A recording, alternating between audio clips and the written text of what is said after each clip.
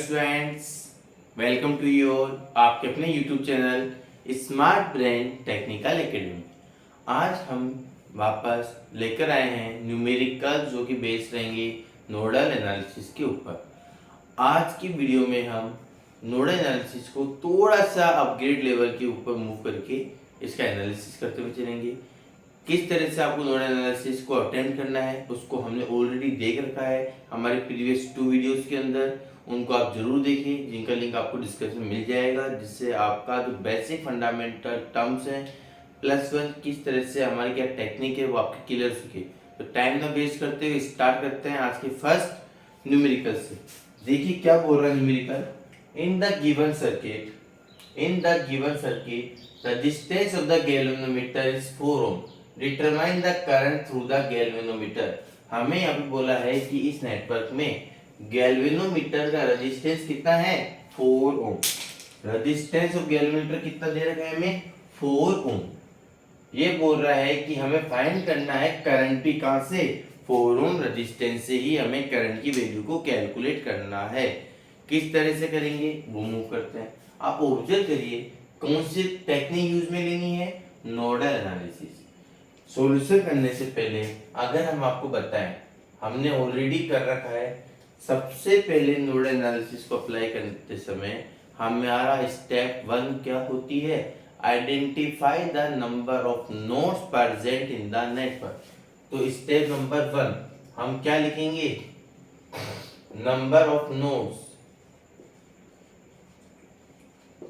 इन network.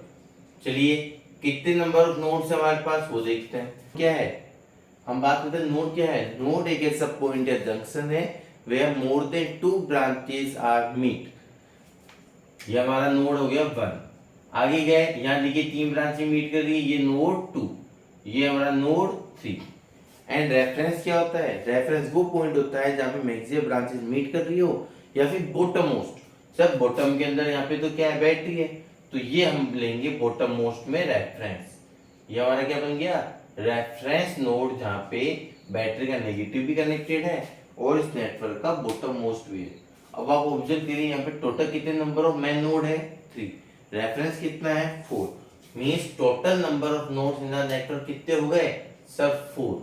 किस तरह से 3 + 1, 3 main node and 1 is my reference node. यहाँ तक क्लियर है।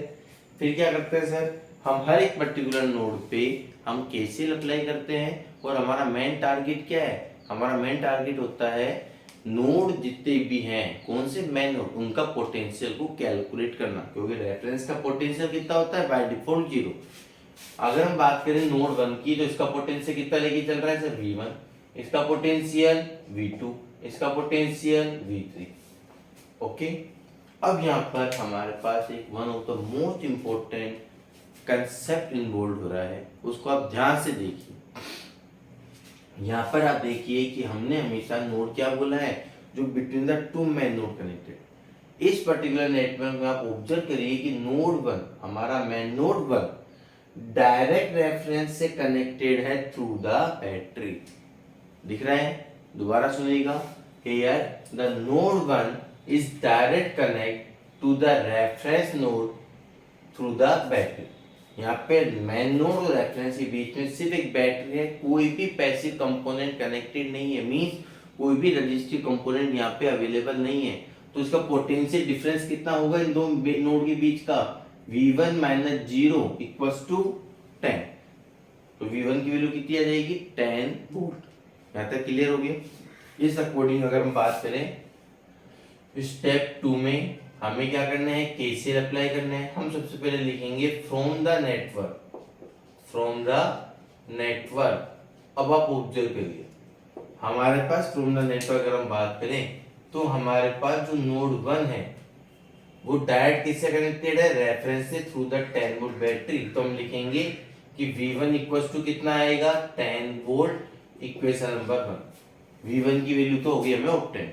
अब क्या करना है सर, हमें V2 और V3 की रिक्वायरमेंट है। V2 की बात करें तो हम क्या लगाएंगे यहाँ पे, किरचॉफ्स करंट लॉ। क्या लिखेंगे, apply Kirchhoff's current law at node 2। चलिए नोड 2 पर क्या अप्लाई कर देते हैं, किरचॉफ करंट लॉ। क्या बोला था किरचॉफ साहब ने कि किसी भी पर्टिकुलर नोड या जंक्शन पे जिस पे हम नोडल एनालिसिस अप्लाई कर रहे हैं उसका पोटेंशियल क्या होगा, मैक्सिमम। और करंट क्या करेगा, हमेशा high potential to lower potential की तरह लीव करेगा। मतलब हम जब V2 की बात कर रहे हैं तो V2 का पोटेंशियल क्या अज्यूम करेंगे, मैक्सिमम। करंट यहाँ से भी लीव करेगा, करंट यहाँ से भी लीव करेगा और करंट यहाँ से भी लीव करेगा। अज्यूम किया तीनों करंट्स क्या है, I1, I2 और I3। According to KCL, at a particular node or junction, algebraic sum of all currents are 0। Means I1 plus I2 plus I3 की वैल्यू क्या होगी, 0। चलिए अब I1 की बात करते हैं। ये जो करंट हमारा I1 है ये कहाँ फ्लो कर रहा है, 1 ओम रजिस्टर में। क्या रहेगा, potential difference upon resistance. Potential difference कितना है सर, V2 कौन सी नोड से जा रहा है, कनेक्ट है V1, V2 minus V1 upon 1। करवा रखे हैं इस टाइप की questions, V2 minus V1 upon 1। Already अगर आप फर्स्ट टाइम देख रहे हैं तो प्लीज इसी प्रीवियस वीडियोस को जरूर देखें, सारे कंसेप्ट वही हैं। आप तो हमसे प्रैक्टिस कर रहे हैं नोडल की। I2 क्या हो जाएगा, गैलेनोटर में फ्लो कर रहा है, किन दो नोड के बीच में कनेक्टेड है सर, 2 और 3 के। करंट की वैल्यू क्या हो जाएगी, V2 माइनस V3 अपॉन गैलेनोटर का रेजिस्टेंस कितने का है, 4 ओम। V2 minus V3 upon 4, V2 minus V3 upon 4। I3 इस डायरेक्शन में क्या हो जाएगी वैल्यू, V2 माइनस रेफरेंस कितना है 0, V2 माइनस 0 अपॉन रेजिस्टेंस कितना है 2 ओम, ये आ गया 2 ओम इक्वल्स टू 0। यहां तक क्लियर है। एलसीएम कितना आएगा 4, 4 1 जा 4V2 माइनस 4V1 प्लस 4 1 जा 4 V2 माइनस V3 प्लस 2 2 जा 4 twice of V2 equals to 0। ये 4 मान लीजिए 0 हो गया, क्या बच रहा है सर माइनस का, तो 4V1 plus 4 1 5 6 7 7V2 minus V3 equals to 0।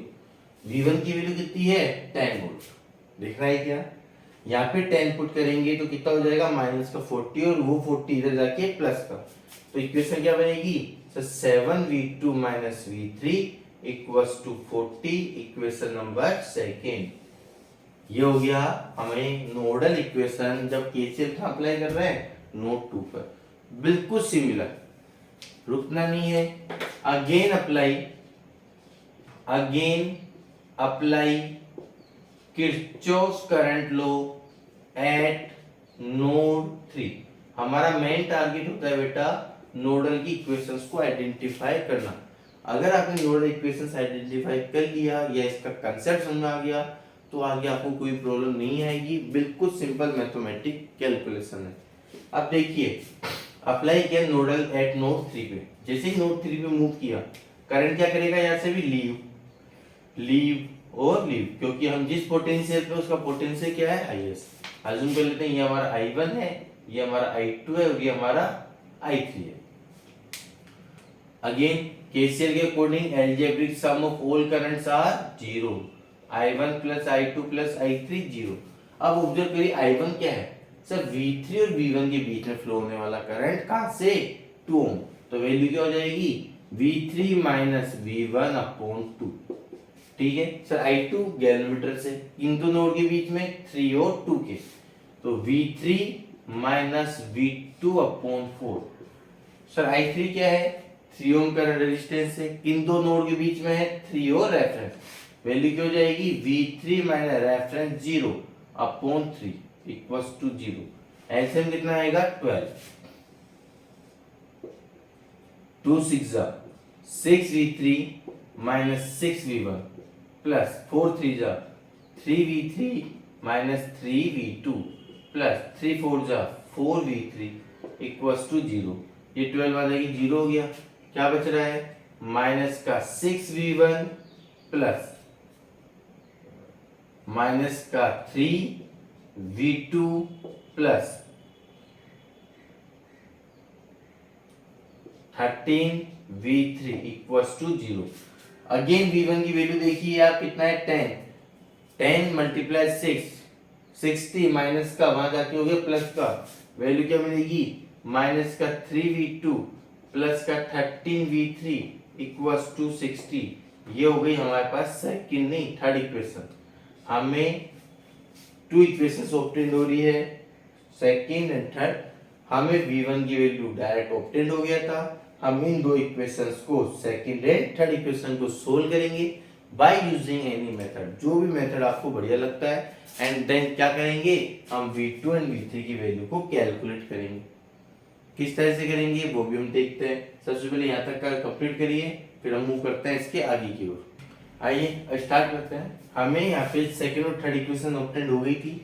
v1 की वैल्यू डायरेक्ट कितना है 10 वोल्ट। चलिए स्टार्ट करते हैं इक्वेशन को सोल्व करना सेकंड एंड थर्ड को। आप ऑब्जर्व करिए यहाँ पर सेकंड इक्वेशन थी 7v2 minus v3 equals to 40 minus का 3v2 plus 13v3 equals to 60। हम एलिमिनेशन मेथड लगाएं तो क्या करें, हम एक काम करते हैं, हम इस इक्वेशन को मल्टीप्लाई 13 इस इक्वेशन को मल्टीप्लाई 1 कर देते हैं। क्या हो जाएगा 13 multiply 7 91 v2 minus 13v3 equals to 520 1 से कर दिया माइनस का 3v2 plus 13v3 equals to 60। चलिए ये हो गया कैंसिल। 91 माइनस 3 कितना हो जाएगा 88v2, ये दोनों ऐड हो जाएंगे 0 8 5। तो सर हमारे को v2 की वैल्यू कितनी मिलेगी, v2 हो जाएगा 580 डिवाइडेड बाय 88। v2 हमें ऑब्टेन होगा 580 अपॉन 88 मींस 6.5909 वोल्ट। v2 आ गया। अगेन v2 की वैल्यू पुट कर देते हैं फर्स्ट में या सेकंड में बाय इक्वेशन नंबर 2, क्योंकि फर्स्ट तो हमारा v1 इक्वल्स टू 10 है। चलिए सेकंड में पुट कर देते हैं, कितना हो जाएगा 7v2 minus v3 equals to 40। v2 कितना है 7 6.5909 माइनस v3 इक्वल्स टू कितना है 40। मल्टीप्लाई कर देते हैं इसको 7 से, क्या वैल्यू आएगी सर, वैल्यू आ रही है 46.136 माइनस v3 इक्वल्स टू 40। इसको सोल्व करने के बाद हमें v3 मिलेगा, ये पॉजिटिव इधर गया 6.136 वोल्ट, ये आ गया हमें v3। ये वैल्यू किसकी ऑब्टेन हो गई है v2, ये वैल्यू किसकी ऑब्टेन हो गई है v3। फाइंड क्या करना है करंट, कहां से गैल्वेनोमीटर से। चलिए अब देखिए हमें तीनों नोड की पोटेंशियल कैलकुलेट हो गया है, और हमने आपको पहले भी बोला था बेटा कि नोडल एनालिसिस में हमारा टास्क एक है, सबसे मेन टास्क, कि हमें जितने भी मेन नोड है सबका पोटेंशियल को कैलकुलेट करना है। हमने तीनों नोड का पोटेंशियल कैलकुलेट कर लिया है। अब देखिए गैल्वेनोमीटर से करंट फाइंड करना हो, गैल्वेनोमीटर किन टू नोड के बीच में कनेक्टेड है 2 एंड 3, करंट डेफिनेटली इनके बीच में फ्लो करेगा। अब ऑब्जर्व करिए हाईएस्ट पोटेंशियल किसका है, जब हम नोडल कर रहे थे तो जिस नोड पर स्टैंडिंग है उसका पोटेंशियल हाईएस्ट लिया, बट जब कैलकुलेशन करते हैं तब हमें कैलकुलेट हो चुकी है वैल्यूज v2 और v3 की। v2 कितना है सर 6.590 है, v3 कितना है 6.136, हाईएस्ट वैल्यू किसका है v2 का। तो एक्चुअल जो डायरेक्शन ऑफ करंट होगी थ्रू द गैल्वेनोमीटर वो क्या रहेगा v2 से v3, v2 से v3। क्लियर हुआ क्या, कौन सा करंट है सर, ये करंट है हमारा गैल्वेनोमीटर IG। तो क्या लिखेंगे now current through galvanometer, current through the galvanometer IG equals to v2 minus v3 upon 4। Sir v2 कितना है, v2 की वैल्यू हमारे पास है 6.5909, v3 कितना है 6.136 अपॉन 4। चलिए कैलकुलेटर लगाइए 6.5909 09 माइनस 6.136 डिवाइडेड बाय 4, आपको करंट थ्रू द गैल्वेनोमीटर मिलेगा 0.1137 ampere of answer. Ampere of answer यहाँ तक का क्लियर हुआ। प्लीज इसको कंप्लीट करिए, नोट डाउन करिए जल्दी। आई होप आपको आज की वीडियो न्यूमेरिकल बेस्ड और नोडल एनालिसिस को किस तरह से अप्लाई करते हैं ये और क्लियर हुआ होगा। अगर आपको आज की वीडियो पसंद आई तो प्लीज वीडियो को लाइक जरूर करें, चैनल को सब्सक्राइब जरूर करें, अपने फ्रेंड्स को शेयर करें। एंड तक जुड़े रहने के लिए थैंक यू वेरी मच।